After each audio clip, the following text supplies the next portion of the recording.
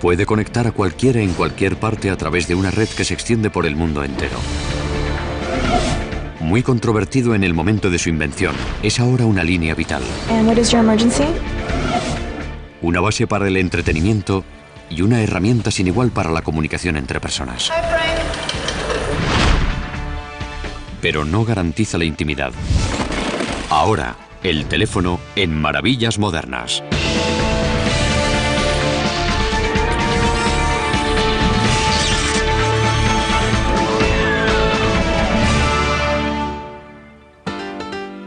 En los últimos 130 años hemos visto teléfonos de mesa, teléfonos públicos y teléfonos móviles, teléfonos de disco, teléfonos de botones y teléfonos sin discos ni botones, teléfonos gordos, teléfonos planos e incluso teléfonos de niños.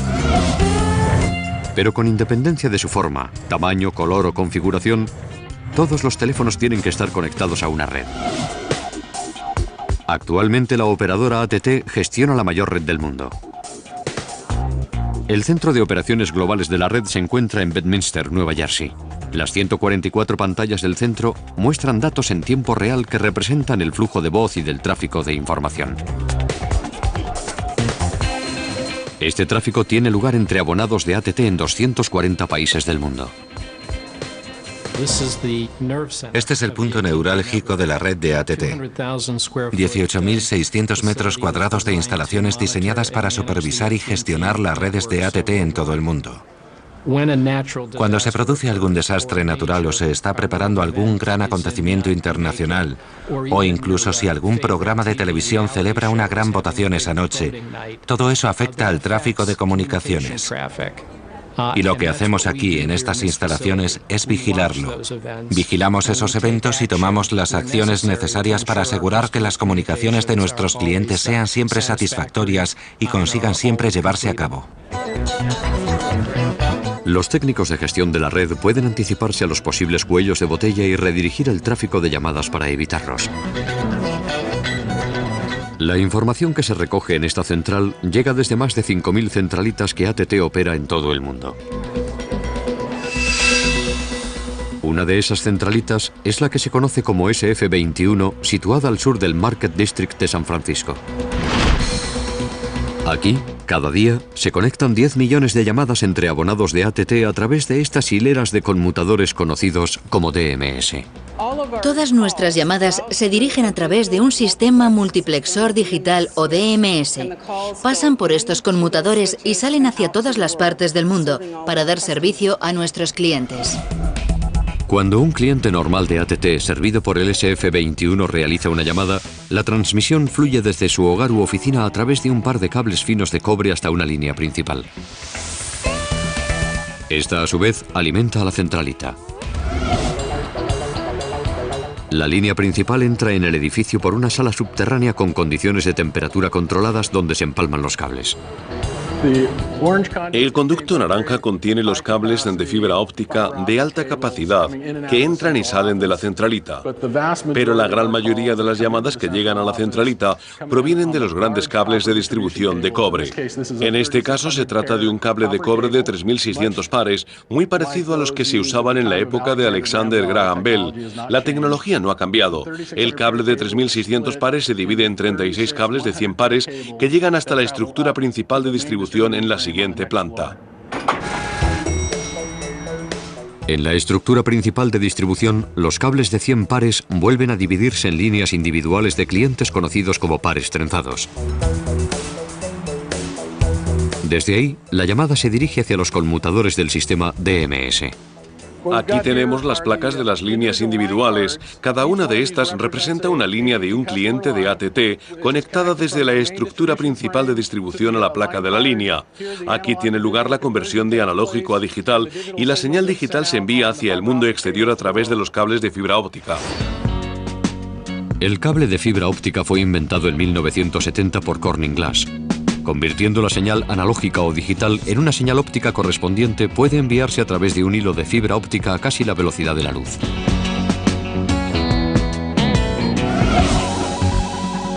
Una llamada que sale de la centralita puede tomar diversas rutas dependiendo de su destino final.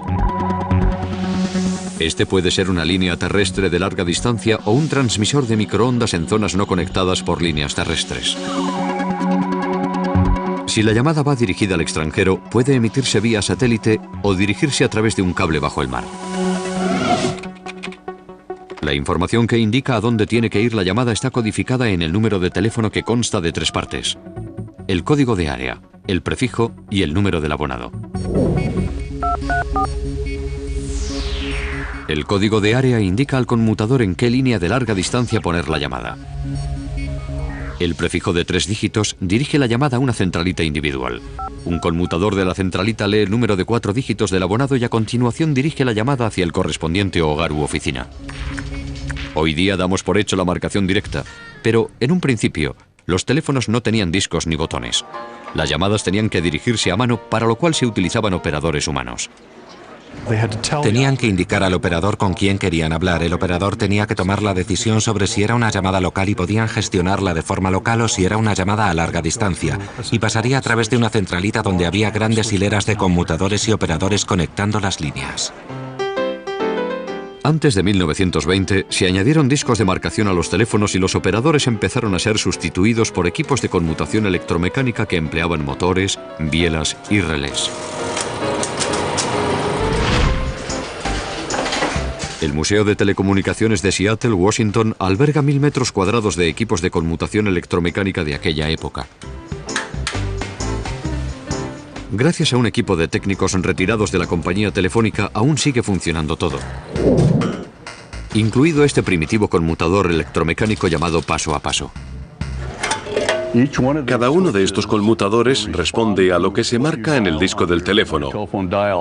Si marcas un 9, subirá hasta el 9º nivel y se introducirá. Es un conmutador mecánico que responde a la marcación y después busca una ruta para que puedas realizar la llamada. En 1999, todas las compañías telefónicas de Estados Unidos habían reemplazado sus conmutadores electromecánicos por versiones digitales. Durante los primeros 100 años de telefonía, los teléfonos tuvieron que ser conectados físicamente a los conmutadores a través de kilómetros de cable. Pero en los años 80, el teléfono se liberó del cobre y las telecomunicaciones se volvieron inalámbricas. Actualmente hay más de 200 millones de usuarios de teléfonos móviles en Estados Unidos y 2.000 millones en todo el mundo. El precursor del actual teléfono móvil fue el teléfono del coche. Los primeros teléfonos del coche dependían de grandes radios móviles que contenían procesadores llamados unidades lógicas y ellos solos podían llenar el maletero de un coche. En los años 70, Robert Miller era un investigador de Bell Labs que trabajaba en la tecnología de los teléfonos móviles.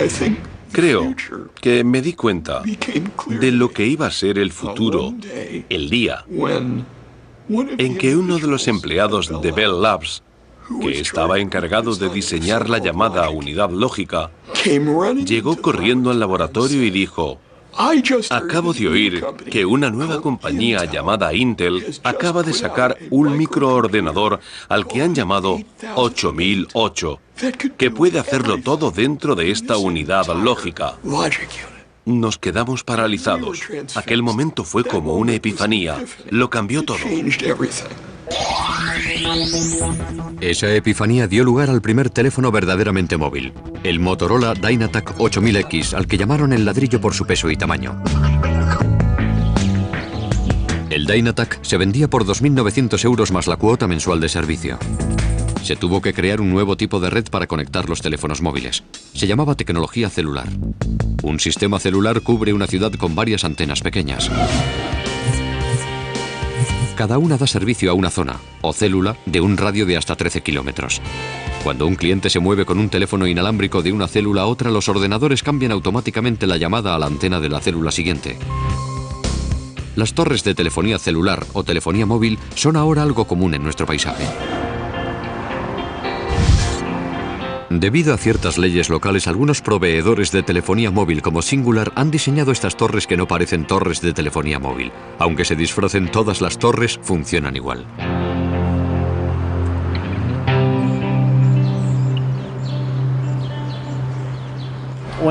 Cuando un cliente de Singular realiza una llamada, pulsa enviar en su terminal móvil. La llamada llega hasta la torre de telefonía móvil más cercana a través de radiofrecuencias. Esta torre recibe la señal y la envía a una centralita de telefonía móvil. Esta centralita, gestionada por Singular en el área de Los Ángeles, es el equivalente inalámbrico a la centralita de líneas terrestres. Aquí, las llamadas se procesan en hileras de conmutadores digitales que las dirigen hacia su destino final. Actualmente los teléfonos móviles son ligeros y tienen muchas funciones, pero no era el caso cuando llegaron por primera vez al mercado en los años 80. Aquí hay una exposición por orden cronológico de la miniaturización de los teléfonos móviles, empezando por el más grande de todos, que está en esta bolsa. Se llamaba Tough Talker. Comparado con los de hoy, tenía muy poca memoria y muy pocas funciones, pero era un aparato muy resistente y tuvo mucho éxito en su época. A este se le considera el primer teléfono con tapa. Se trata de un DPC-500. Este teléfono tiene más memoria y una placa de circuitos más pequeña en el interior. Lleva una pantalla diferente y desde luego daba la impresión de ser mucho más fácil de usar. Esta terminal es la que se conoce como tipo chocolatina. Lleva una antena extraíble y una batería integrada en la parte de atrás. Luego pasamos a un teléfono aún más pequeño, ligero y con más funciones llamado 3035. Este modelo tenía una batería de ion litio muy ligera, una pantalla mucho más grande y en color. Luego tenemos el V3. Este teléfono tiene mucha memoria y tiempo de conversación. Se pueden guardar fotos, vídeos y es muy plano y ligero. Con la transformación actual de los dispositivos móviles en pequeños ordenadores, además de teléfonos, la tendencia hacia la miniaturización se está invirtiendo. Cellular Fantasy, fundado en 1986 en Santa Mónica, California, ha sido testigo de primera mano de la revolución de la telefonía móvil. Antes era algo simplemente para hablar. Luego llegaron los mensajes de texto, el correo electrónico, los reproductores de MP3, poder ver vídeos en el teléfono, televisión en directo, música. Todo eso ha sido integrado en un dispositivo móvil. Con las terminales cada vez más avanzadas que salen al mercado cada día, el cliente medio sustituye su teléfono móvil cada 18 meses. ¿Pero qué pasa con los teléfonos desechados? Esta compañía llamada Recellular, cerca de Ann Arbor, Michigan, recibe 15.000 de ellos día tras día. Recellular es el centro mundial de teléfonos móviles usados. Manipulamos más teléfonos usados al día que ninguna otra compañía en el mundo. Nosotros decimos que todas las cajas y sobres son un misterio, porque no tenemos ni idea de qué modelo de teléfono nos van a enviar. Por eso el primer paso es abrirlos e identificar qué modelo nos han enviado de los más de 500 que hay en el mercado ahora mismo. Una vez han identificado los técnicos cada teléfono por su código de barras único, el terminal se somete a un diagnóstico especial empleando un programa de software desarrollado por Recellular. La funcionalidad básica que debe tener un teléfono es poder encenderse, tener una buena pantalla de cristal líquido y la capacidad de realizar una llamada con él. Si algún teléfono no se puede reparar o está obsoleto, se envía a otra compañía para que lo recicle. Si el teléfono funciona, un técnico limpia el chip de la memoria. Se vuelve a empaquetar y queda listo para venderse a usuarios con bajo presupuesto en Estados Unidos y otros países.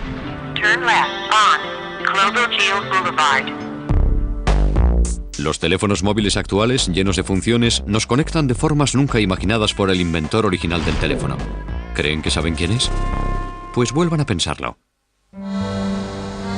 El 11 de junio de 2002, el Congreso de los Estados Unidos promulgó una resolución en la que se rendía homenaje al inventor del teléfono. ¿Su nombre? Antonio Meucci, un inmigrante italiano de Nueva York.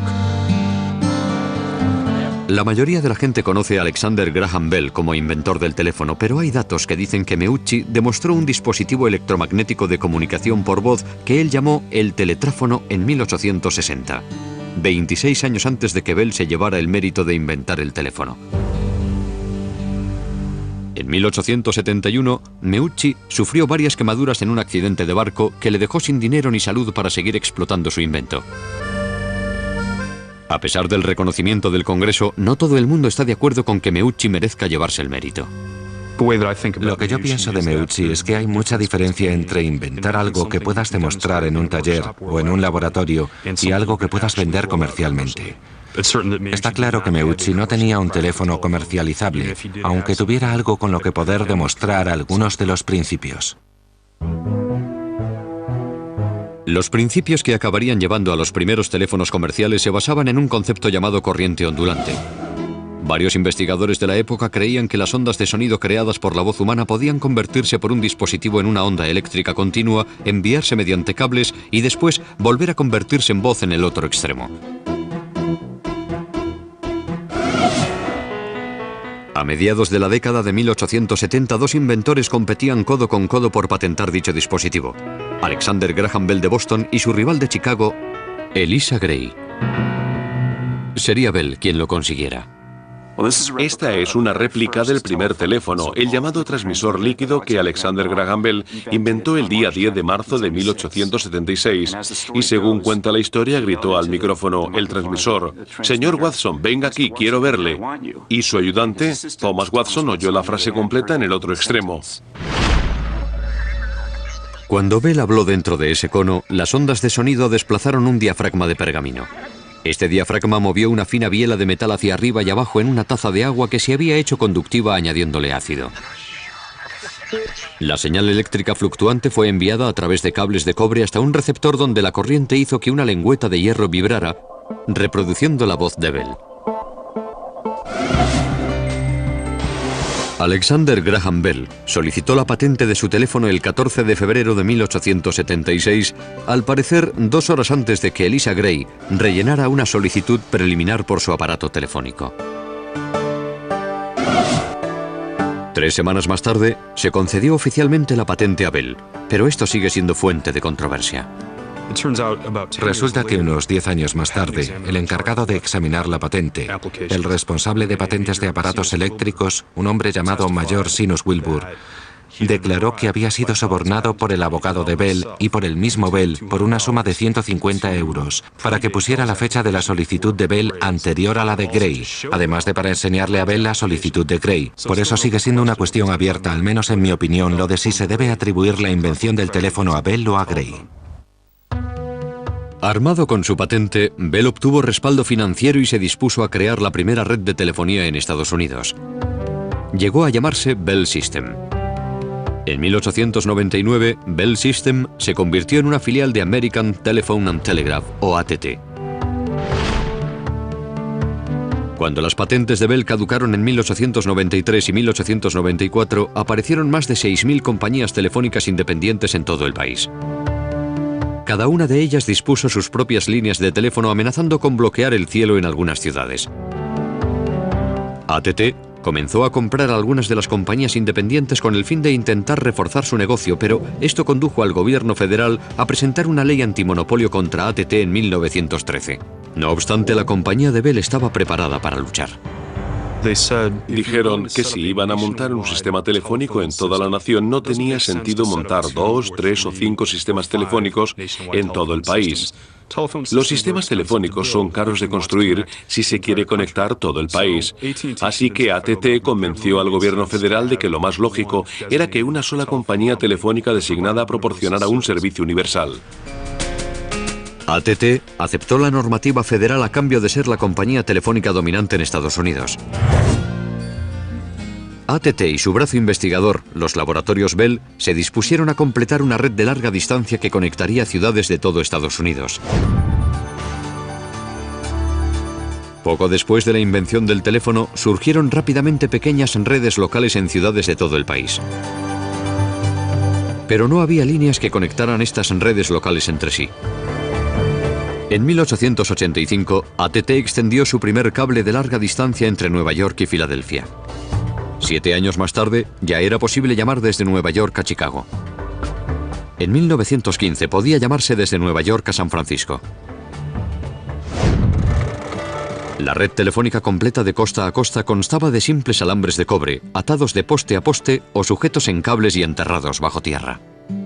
Cuando había que enterrar el cable, tenían que crear cables así, que son cables de alambre fino de cobre aislados entre sí para que no se cruzaran las conversaciones ni hubiera interferencias. Un cable así tenía capacidad para entre 6 y 900 llamadas simultáneas. El siguiente gran salto en la tecnología fue el cable coaxial, que llegó en los años 40. Un solo tubo como este tendría la misma capacidad que un cable de cobre de entre 6 y 900 pares. Cuando una señal telefónica se mueve a través del alambre de cobre, parte de su energía se pierde y debilita la señal. El cable coaxial elimina esta pérdida envolviendo el alambre en capas aislantes. Así se puede enviar un rango de señales de mayor frecuencia por el cable, permitiendo una capacidad de llamadas mucho mayor. La invención de la tecnología coaxial llevó al primer cable telefónico transatlántico, el TAT-1. En el caso del TAT-1 había dos cables, uno para cada dirección de la conversación que cruzaba el océano. Tenía capacidad para unas 36 conversaciones simultáneas. AT&T puso en funcionamiento comercial la TAT-1 en 1956. Actualmente hay más de una docena de cables transatlánticos, incluidas líneas de fibra óptica con capacidad para millones de llamadas simultáneas. Una vez conquistados mar y tierra, a la telefonía solo le quedaba el cielo. El 11 de julio de 1962, AT&T puso en órbita su Telstar, el primer satélite de telecomunicaciones activo del mundo.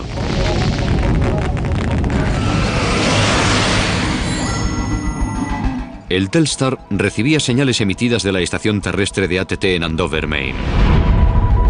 Los procesadores del satélite amplificaban la señal más de 10.000 veces y luego la volvían a enviar a una de las dos estaciones receptoras en Europa.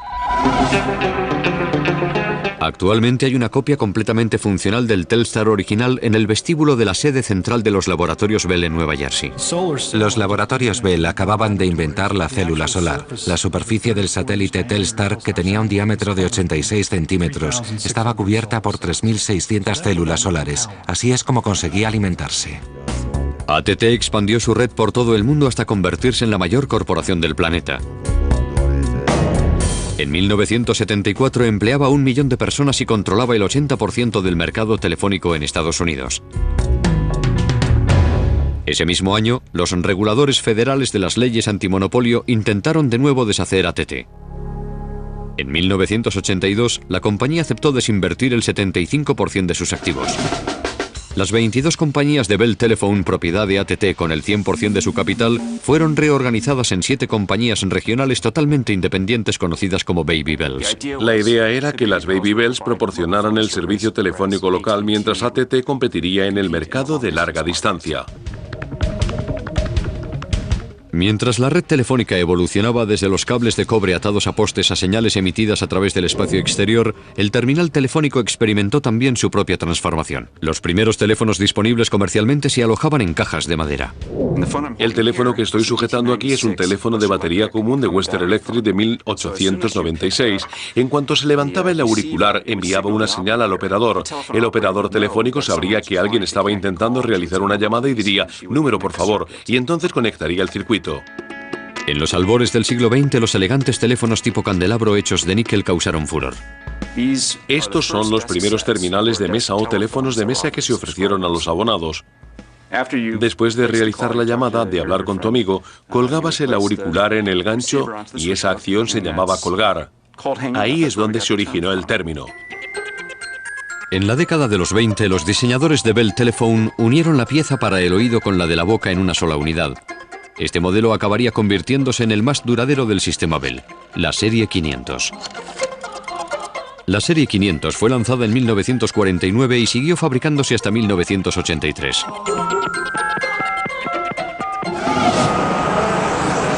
En la Feria Mundial de Seattle de 1962, AT&T presentó una nueva tecnología de la era espacial que dejaría obsoleto el disco de marcación: el teléfono de botones. El teléfono de botones usaba tonos especiales que no solo servían para marcar números, sino que también ponían en funcionamiento contestadores y computadoras a través de la red telefónica. A lo largo de los 130 años de su evolución, el teléfono ha posibilitado la comunicación interpersonal hasta un alcance apenas soñado por sus creadores. Pero es posible que una de las mayores contribuciones del teléfono haya sido su potencial para ayudar a salvar vidas. Los Angeles County Fire Department. More water, up on top. En Estados Unidos, los 3 números del teléfono de emergencia pueden significar la diferencia entre la vida y la muerte. 911. Los Angeles County Fire Department. And what is your emergency right now? Una de las cosas maravillosas de poder coger el teléfono y llamar a cualquiera es en situaciones de emergencia. Eso, por supuesto, era imposible en anteriores formas de comunicación como el telégrafo. Y antes del telégrafo no era posible de ninguna forma. Dependiendo de dónde viva, marcando 911 puede conectarle con una sola persona a cargo de un teléfono normal. O un moderno centro de gestión de emergencias como este del Departamento de Bomberos de Los Ángeles. Los operadores atienden una media de 1.400 llamadas al día. Now you said you're having chest pain. Los Ángeles abrió este centro de emergencias de 3.000 metros cuadrados en 1991. What is your emergency? Trouble breathing? Las llamadas llegan al centro codificadas digitalmente con un código que indica en qué parte de la comarca se ha originado. Los Ángeles utiliza un sistema conocido como E911, Sistema de Emergencia Avanzado. El E911 accede a una base de datos informática que proporciona automáticamente al operador la dirección física del autor de la llamada. Okay, let me confirm the address is 1320 Northeastern Avenue, Los Angeles. Is that correct? Pulsando una tecla, el operador comunica la naturaleza de la emergencia y la dirección a una central de radio cercana. El ordenador de la central de radio determina automáticamente la estación de bomberos más cercana a la emergencia. Engine 1, Squad 3, chest pain, 1320 Northeastern Avenue.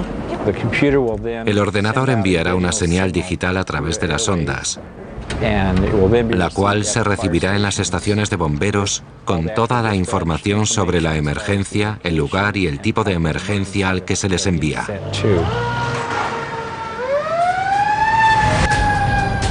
El Congreso de Estados Unidos ordenó el Sistema Universal del 911 en 1968.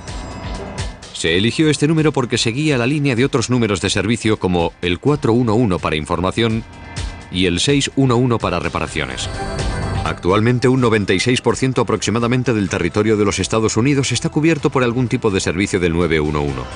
En el año 2000, el sistema registró unos 150 millones de llamadas y salvó innumerables vidas.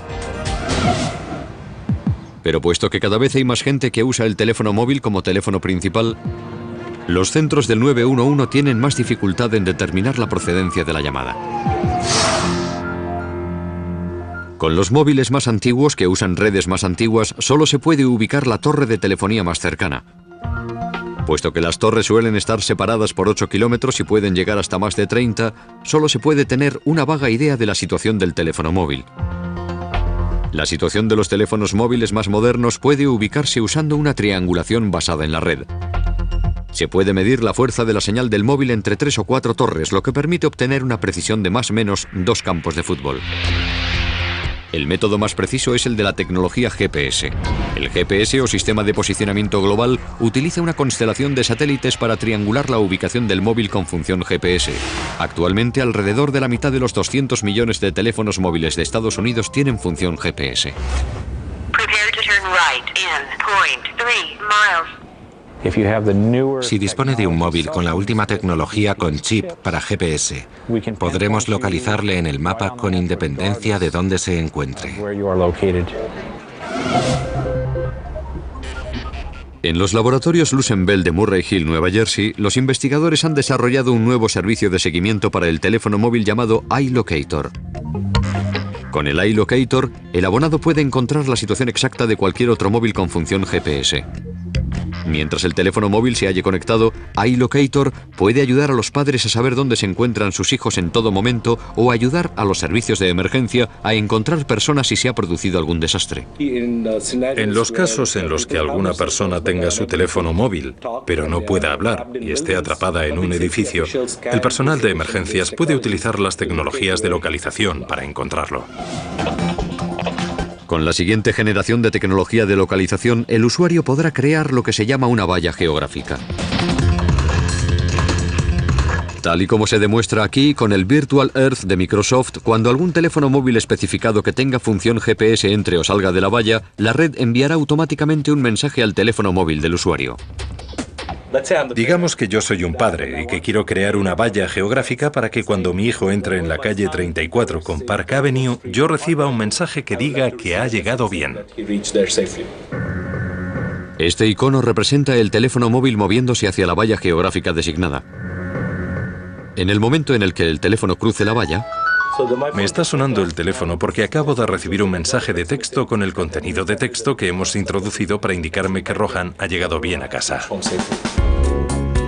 Aunque los usuarios del teléfono móvil deben dar su permiso para permitir que localicen sus teléfonos mediante el iLocator, el hecho de que exista esta posibilidad suscita controversia sobre la intimidad personal. Al entrar en una nueva era de mayor vigilancia mediante dispositivos electrónicos, algunas personas están tomando medidas extraordinarias para asegurarse de que nadie pueda espiarles. Dentro de la guerra contra el terrorismo, el presidente Bush autorizó a la Agencia Nacional de Seguridad para vigilar las llamadas telefónicas de Estados Unidos sin necesidad de una orden judicial. Cuando el New York Times sacó a la luz este programa secreto, suscitó una polémica sobre el derecho a la intimidad del ciudadano medio estadounidense. Pero lo cierto es que no hace falta ser el brazo largo del gobierno para espiar una llamada de teléfono. Las escuchas ilegales realizadas por espías corporativos o investigadores privados son más sencillas de lo que se pueden imaginar. Rick Hoffman se dedica a luchar contra los sistemas técnicos de vigilancia, es decir, las escuchas telefónicas ilegales. Rick emplea un arsenal de sofisticados equipos para buscar dispositivos electrónicos que se puedan pinchar en una línea telefónica para transmitir o grabar sus conversaciones. El lugar más vulnerable de cualquier residencia es el cajetín del teléfono en el exterior donde penetran las líneas telefónicas de la casa. Aquí está la caja de la interfaz de red del teléfono, en esta esquina, sin ningún cierre especial ni herramientas especiales para abrirla. Esta es la línea del abonado donde entra la línea telefónica del residente. Y estos dos tornillos de aquí son en donde el espía podría pinchar la línea. Si no encuentra ningún dispositivo aquí, Rick realizará un barrido exhaustivo en el interior de la residencia. Un detector de empalme no lineal recoge las señales emitidas por componentes que suelen encontrarse en transmisores de voz. Incluso el mismo aparato telefónico podría estar escondiendo un transmisor. En lugar de desarmarlo, Rick usa rayos X para mirarlo por dentro. Esto es un aparato de rayos X portátil alimentado por una batería, se conoce como fluoroscopio. Y después de trabajar muchos años luchando contra el espionaje, ya estoy familiarizado con lo que debe de haber en un teléfono por dentro. Por eso puedo saber si hay algo que no debería haber. Y este teléfono está bien. Un espía puede intervenir el teléfono fácilmente poniendo un transmisor de radio en la línea del teléfono. Los transmisores se conectan automáticamente al descolgar el teléfono. Esto es un analizador de espectro de frecuencias y si hubiera un transmisor unido a este teléfono en particular, si descuelgo el auricular tendríamos que ver un pico importante en esta zona determinada. Y ahí lo vemos, hay un pico. El pico ha sido causado por este adaptador modular de aspecto común que resulta ser en realidad un aparato del mercado negro con un transmisor incorporado. Rick lo puso en la línea para demostrar cómo funciona el analizador de espectro de frecuencias. Solo lo utilizo para casos de formación. No transmite audio, solo me sirve como ayuda para entrenar a mis técnicos. Si hubiera sido un transmisor de verdad, habría transmitido a ambos lados de la conversación telefónica hasta una distancia de varias manzanas y en las mismas condiciones perfectas hasta 1,5 kilómetros o más. Sea legal o no, las escuchas con aparatos electrónicos ha sido una práctica habitual desde el nacimiento del teléfono. En los primeros días, los espías solo podían empalmar su dispositivo físicamente a la línea telefónica, escuchar y tomar notas. Más adelante apareció la posibilidad de grabar las conversaciones telefónicas gracias a la tecnología de grabación de sonidos del momento. Desde los grabadores de cable previos a la Segunda Guerra Mundial que capturaban el sonido en un fino cable de acero hasta los primeros grabadores de cinta magnética de finales de los 40. La invención del transistor en los laboratorios Bell en 1947 permitió la miniaturización de transmisores y amplificadores que a partir de entonces se podían esconder directamente dentro del teléfono. La introducción del microprocesador en los años 70 aportó incluso aparatos más pequeños al arsenal del espía. Ahora es posible ocultar un transmisor en algo así de pequeño. Actualmente, la mayor protección contra escuchas telefónicas se puede conseguir mediante un teléfono móvil. Las redes inalámbricas actuales codificadas digitalmente son prácticamente imposibles de escuchar. Es decir, sin equipos especializados que cuesten de 360.000 euros en adelante. La posesión de este tipo de equipos, como la de cualquier aparato de espionaje, es ilegal en Estados Unidos. Incluso los aparatos que nos encontramos se entregan inmediatamente a los agentes de la ley. Es un delito federal poseerlos. Hasta hace poco era delito federal también poseer uno de estos dispositivos en exposición en el Museo de Historia Informática de Mountain View, en California. Aunque es de color negro, se le conoce como la caja azul. Ahora obsoletas, las cajas azules permitían explorar libremente la red telefónica y obtener llamadas gratis a larga distancia. Pero el motivo por el que está expuesta aquí es porque fue construida por Steve Wozniak, fundador junto a Steve Jobs de Apple Computer. A los usuarios de las cajas azules les llamaban los locos del teléfono. Eran un montón de ingenieros brillantes que habían construido aparatitos que buscaban lagunas en el sistema telefónico. Aparatos que podían poner tonos normales en cualquier teléfono y cambiar todas las redes telefónicas del mundo, realizar llamadas por satélite y además hacerlo todo gratis. Un ingeniero informático anónimo que luego resultaría ser John T. Draper fue el loco del teléfono más famoso. Draper se hacía llamar por el nombre en código Capitán Crunch. El Capitán Crunch sacó su nombre de un pequeño silbato de juguete que venía en una caja de cereales y que muchos chicos teníamos. Pero él y otros locos del teléfono de alguna forma descubrieron que el tono del silbato era un tono muy particular, ya que si realizas una llamada a larga distancia, la atrapa con un sonido metálico y a partir de ahí la compañía telefónica espera obedientemente los tonos del número al que se desea marcar. Y así es como empezó todo. El tono de 2600 hercios producido por el silbato reajusta el conmutador multifrecuencia de larga distancia, que es como abrir una puerta secreta a la red telefónica. Una vez dentro, un loco del teléfono podría dirigir una llamada a cualquier parte del mundo usando una caja azul. Una de las veces dije así en plan broma: ¿podemos llamar al Papa? Claro, así que llamé. Italia Interior. Pregunto por Roma Interior y consigo llegar al Vaticano Interior. Y al operador del Vaticano le digo: soy Henry Kissinger. Ni siquiera tuve que poner acento. Dije: soy Henry Kissinger. Llamo de parte del presidente Nixon desde una reunión en la cumbre de Moscú. Queremos hablar con el Papa. Y me dijeron: aquí son las 5:30, aún no está despierto, llame más tarde. Así que llamé una hora después y me pusieron con el obispo que iba a hacer de traductor. Entonces empleé un tono de voz parecido al de Henry Kissinger. Y me contesta: acabo de hablar con Henry Kissinger. Así que supongo que llamaron a Rusia, llamaron a Moscú para verificar mi historia. Todas las líneas principales multifrecuencia de la parte continental de Estados Unidos han sido sustituidas ya, dejando obsoletos los silbatos del Capitán Crunch y las cajas azules de los locos del teléfono. Para mí era todo un mundo por explorar. Intentaba averiguar hasta dónde podía llegar la última tecnología y qué cosas se podían hacer aún más raras. Y llega un momento en que ya te quedas sin cosas que poder hacer y se vuelve aburrido. Al mismo tiempo que Steve Wozniak construía cajas azules, AT&T introducía un nuevo servicio en Estados Unidos. Se suponía que iba a revolucionar la telefonía: el teléfono con imagen. Hoy día, un innovador le ha dado una vuelta de tuerca a esa vieja idea.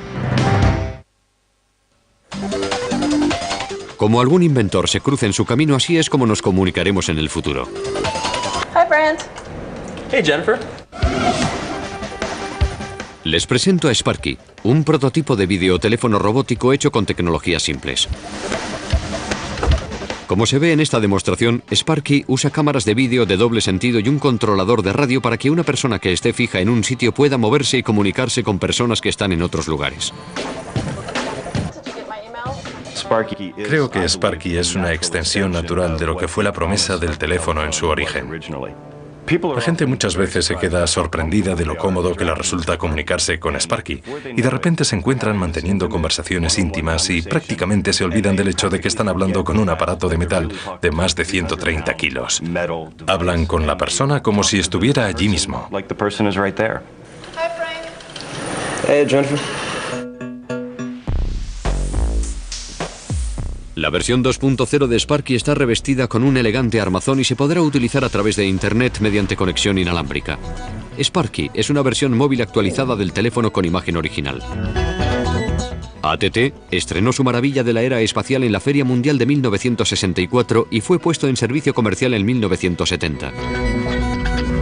Pero el teléfono con imagen nunca triunfó. Mark cree que su versión actualizada funcionaría bien como guía en un museo o en las aulas cuando el estudiante o el profesor no puedan ir a clase. Good morning, class. My name is Mrs. Townsend and I will be your substitute teacher today. Es un concepto conocido como educación a distancia y Robert Miller de AT&T cree que se hará realidad con la próxima generación de redes inalámbricas. La educación a distancia es una extensión de la enseñanza a la vieja usanza, en donde lo que estás aprendiendo puede estar a muchos kilómetros de distancia de un experto o de una biblioteca de conocimientos. Creo que los robots, la presencia virtual, son una forma de extender la mente humana en la distancia y pienso que ese es el verdadero poder de la comunicación moderna. Los investigadores de la NASA Ames Research en Moffett Field, California, han subido las apuestas sobre la forma en que se comunicarán algún día las personas entre sí y con las máquinas. Estos vehículos robóticos se controlan por un método de comunicación más parecido a la telepatía que a la telefonía. La NASA lo llama lenguaje subvocal. Mediante sensores especiales que interpretan las señales musculares de la laringe y la lengua, estos técnicos pueden maniobrar los vehículos expresando ciertos comandos en silencio. Lo que estamos haciendo aquí se confunde a veces con el hecho de que la gente te lea el pensamiento. Aquí no se leen los pensamientos. Lo que se lee es el resultado de una decisión consciente de proferir una palabra. Aquí Pablo está pensando en una palabra y mientras piensa en esa palabra se transforma en una serie de señales que van desde su sistema nervioso hasta su aparato vocal, bien sea en su garganta o bajo la lengua. Estas señales se recogen y se muestran en la pantalla. Un ordenador programado para reconocer las señales de cada palabra puede enviar estas palabras a través de una red inalámbrica a una máquina como un robot o a un dispositivo inalámbrico.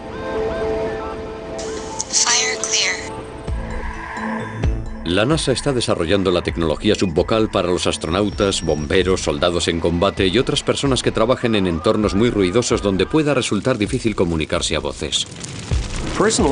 Personalmente me parece emocionante la posibilidad de poner a disposición de las personas nuevas formas de comunicarse con el mundo. Con una tecnología que lee las señales enviadas directamente desde el cerebro, ¿cuánto tiempo pasará hasta que podamos crear un teléfono que pueda incrustarse directamente en nuestra cabeza? ¿Desearía que le implantaran un teléfono móvil en un diente?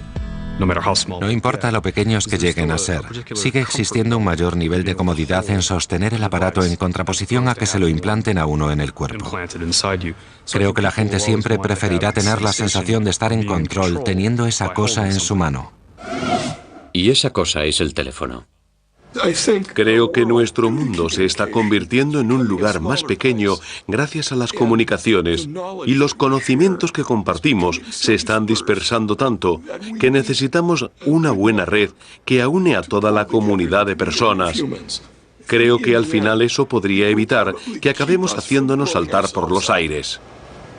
Salvar el mundo no está mal para un aparato cuya primera utilidad fue únicamente llamar para pedir ayuda.